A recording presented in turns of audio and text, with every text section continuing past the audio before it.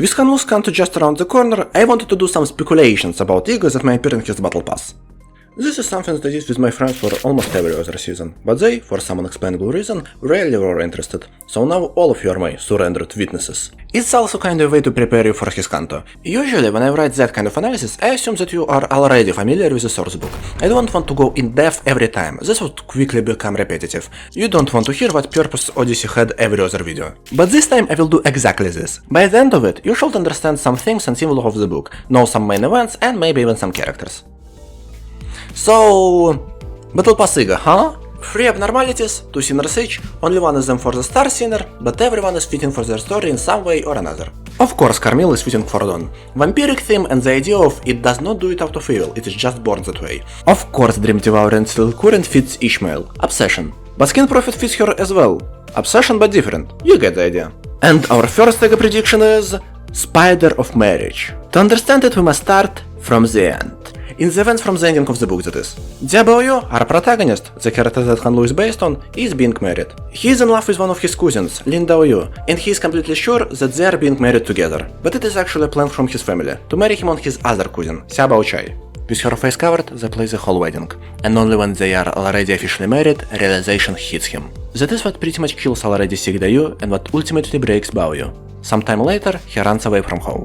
Baochai also was not happy about it, she got convinced that it had to be done because of family stuff. So, wedding is the climax of the story, moments from which everything goes so wrong that it just couldn't be okay anymore. No matter what crazy stuff they will come up with for his Canto, wedding will be an important part of it. His basic is already pointing at this, with him being in Chinese wedding clothes and a bell shadow looming over him. And Spider of Marriage is fitting it perfectly, a representation of a married couple that don't actually want to be married. Marriage is actually bringing them harm, and they are stuck that way. Those lovers were not planted or raised by the couple. They never wanted this. This is their family decision, and now, this is their curse. The petals were feeding on someone's naivety. Both families, because they really thought it was a good decision, and Baoyu's, because he really thought that he was getting what he wanted. As for the second sinner, Heathcliff is a really good candidate. He and Katie were not actually married, but their relationship was destructive for both of them, and they continuously try to make it work because of naivety. As much as it hurts them, it is still their home. Or maybe Otis. Odysseus himself did not have anything with forced marriage, but it was Penelope's conflict and it played a big enough role to be fitting, I guess. Next one is Wandering Mind. For that, we're going back to the beginning. Gudusnova was sewing up the sky with gemstones, but there was one jade left over, so she casted it down to Earth. After a long time of wacky gemstone shenanigans, he got an opportunity to become a human. So that's Baoyu, a child in the Xia family, born with a mysterious jade in his mouth that is actually literally him. A mind that wandered in a human body, a body that is just a hollow statue, made for containing the mind. And one time when he loses his jade, he loses himself with it, becoming apathetic and lethargic, soulless in a way. After we could not hold Abnormality's hand, it understood that none of it was actually real, and abandoned the statue. And when Baoyu ran away after Dayu's death, his family found out that he had discarded his earthly connections and returned to being a stone. I'm really excited for this one, believing that it can be the main ego for the past even more than the marriage. My favorite pair for him is Yi-san for sure. Sense of you not being yourself and the true self being your reflection. Something different and far away, yet imprisoned in this body. Phantom pain of the wings you should have had. A struggle to make contact with yourself in the mirror, but feeling on the plain, glassy surface. Maybe even making mirror tactile synesthesia more literal, more about mirrors. Or maybe Gregor. It is partly because I want to give everything hand-related to him, but there is depth. Body dysmorphia, your body not being you, maybe something about wandering, like not having a place, being the outcast everywhere. Also, phantom pain is something closely associated with war-related injuries. Moving on to Stuck in Heaven. Truth becomes fiction when the fiction is true. Real becomes not real, where the unreal's real. A recurring verse from the book.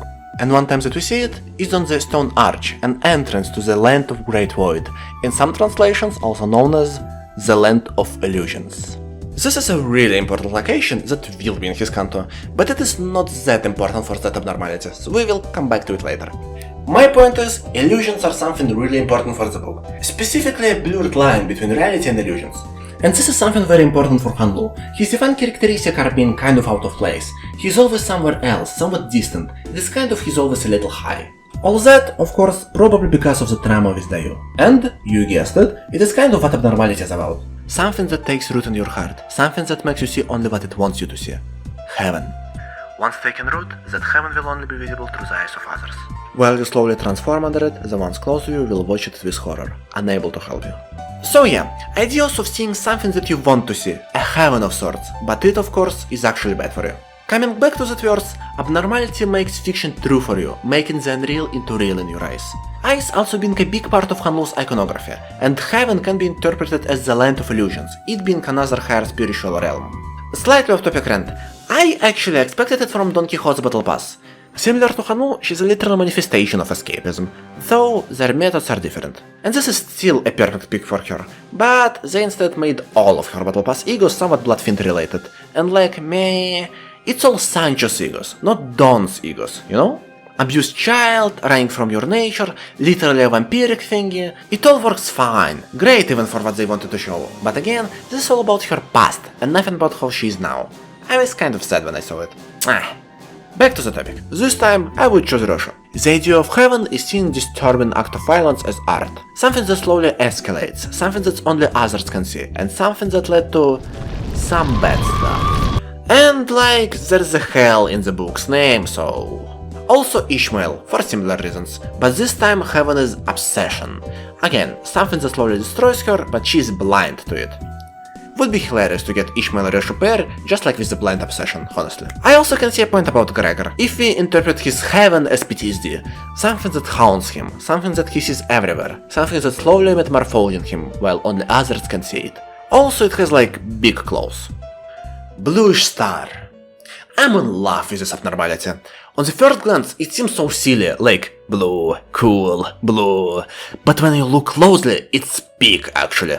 It's about something beautiful in the sky, something alluring, something perfect, something that you want to be a part of, but you can't, it's pushing you away.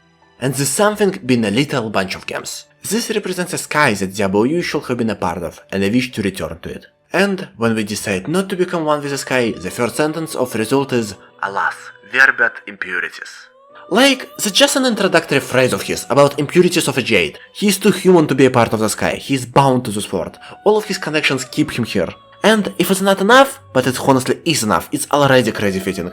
Verse right after it, to be truly blue, the one with the true blue must be left alone in his blueness. I love this so much. You see, the Yu is not just a human also, actually. She was a grass in the land of illusions, that Baoyu watered when he was just a jade. It's kind of a soulmate situation, they are both some cool otherworldly beings, and they had connections in their previous lives. Blue in the context of abnormality means something otherworldly and beautiful, something weird, something different. And so, there in that verse, to be truly blue, you must be the only blue one. While they are together, while they are bound by the connection, they are just simple humans that try to live their lives. But when Baoyu dies, when Baoyu is left alone, he returns to being a stone, he becomes truly blue, alone in his blueness.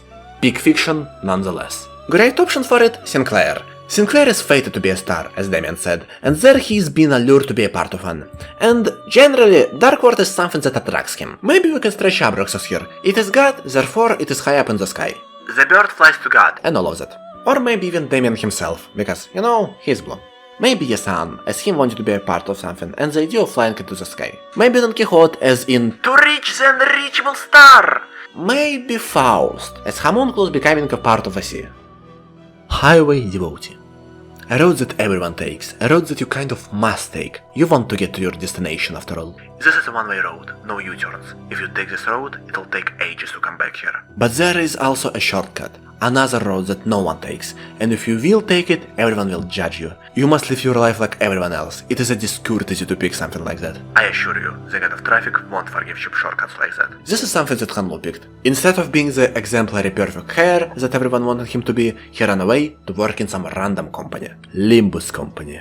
We already see how much his family despised VIII. And there is Baoyu. He did not choose at all. In the abnormality's words, he did the right thing. He refused to live like everyone wanted him to. He did not want to live some other way. He refused to live that mortal life at all. He turned away right when he was placed on the crossroad. Right when the family thought that this is a moment where he finally will walk the path they wanted. They sent him to an important government exam, he completed it flawlessly, but then he never returned home. At first, I thought about Gregor and Mercer for this, but no, not at all. They're different from everybody else because of something out of their control, and a choice to not follow the expected path is a core thing with this abnormality. So, Sinclair. Choice between Dark and Light World. In his childhood, he is certain about living on the light side, but then he starts to doubt it, thinking about how alluring the dark side is, even if he's scared of it. Later, he was introduced to a secret third option by Damien, a god that is both something good and something bad. And this is why the choice to go back represented his case. It's like every ego proposed for him is about Abraxas, huh? Also, I can see Ishmael, like how she strains from the clear path of Ahab, refuses to follow her. Tomorrow's expression. This is the one I'm least confident with, honestly. It fit the themes of Hanlu's character well, but I wouldn't place it as his main ego. Would have been underwhelming, I guess.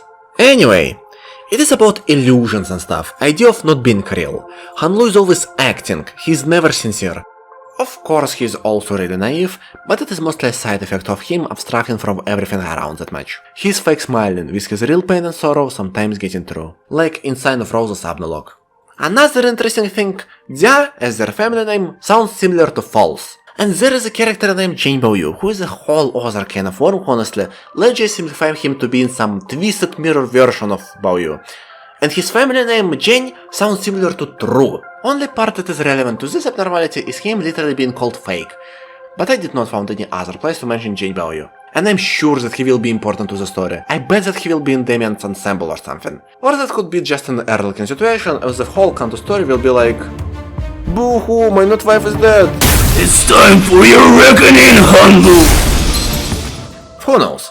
Abnormality asks you what face it needs to make. It wants you to decide how it should be. It thinks that that's how it's supposed to be. It does not see the fact as something unnatural and strange, and when you say that it should not make any faces, it confusedly disappears.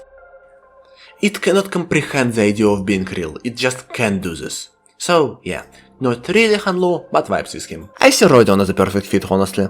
This is literally the core of her character. This is her ongoing conflict, something that Dante started to notice. She's always the way the room needs her to be, she's always happy and cheerful to create a nice atmosphere, she's trying to be liked by everybody around her. Could be Sinclair, as he needs Damien as his mentor, copying him even if he doesn't even think about it. Or Merceau, being like society wants you to be and all. So, that's kind of it, but it's not the end.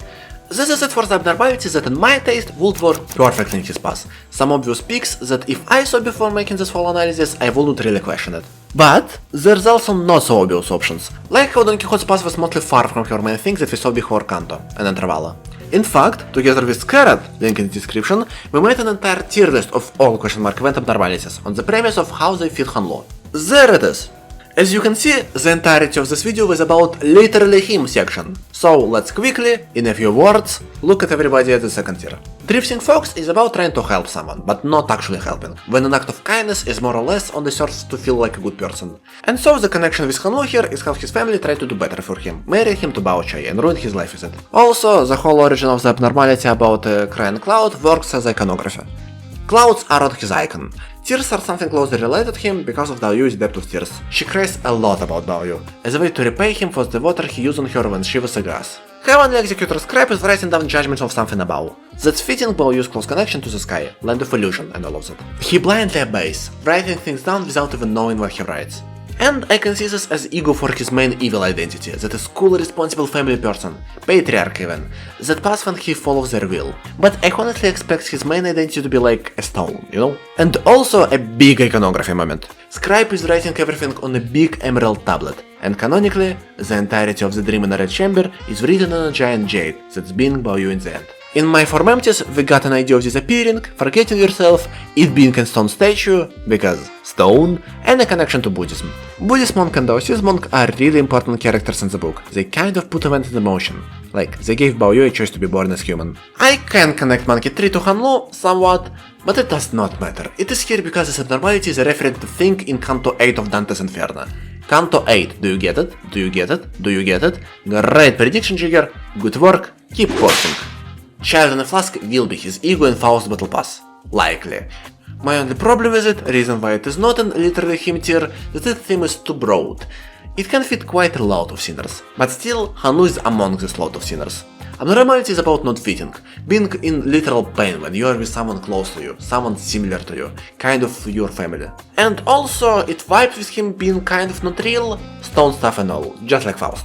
But again, even if he will get its ego, it will be in Canto 12. Skin Prophet is my favorite abnormality actually. We at first put them in the lowest tier, but then I remember that Bluish receiving a prophecy about 12 beauties of Jinlin is a really important story bit. So, yeah, that's about it. Isn't it cool that I found a way to put something that I like here? Okay, slightly back. 12 beauties of Jinlin is like a third that they call 12 most important female characters. And when Baoyu went to the Land of Illusion, he, in the form of poems, received a prophecy about their destiny. This is one of the most important moments in the whole story, actually, and those cryptic poems are being analyzed to this day. Hydra is a surgeon that makes some twisted mad thing with you, think about it as help. Something that is directly referencing is lobotomy. Again, his family burying him on Bauchai with the thought to help him. This one is about how the family is always unsatisfied with him, sometimes trying to stir him too much, almost dropping him, sometimes trying to calm him, and how he's figuratively stopped now, dead inside if you will. Also, a fear to be heard that strong that you shut yourself from everyone, escapism in his case. What am I in your eyes? Am I a jade or am I a Baoyu? Funny goldfish, something that is completely okay and chill and cool, but everyone wants to change it, help it, killing it in the process. Holy sufferer. I actually expected him to be killed with spear when Canto 6 was teased. He's part of a really important family, he's bound to it, he can't escape it. It can be bandages that helping him, but it actually only makes wounds rotten.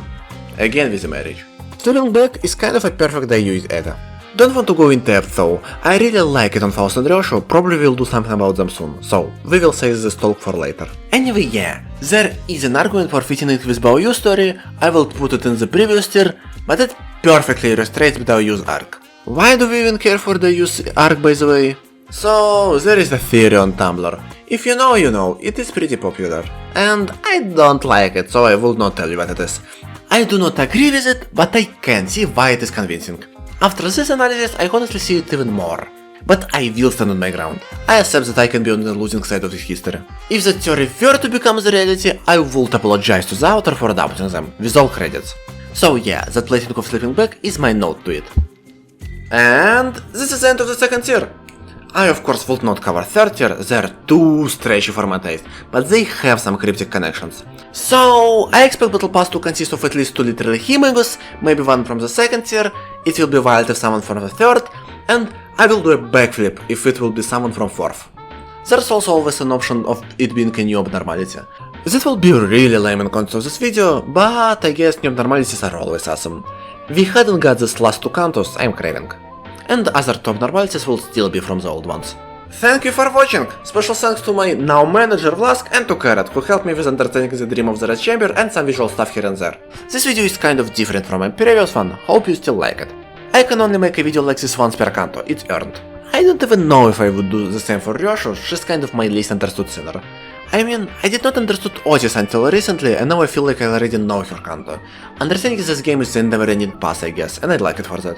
Anyway, next one is a more direct analysis, and it is already half written, so stay tuned. Like and subscribe, I guess.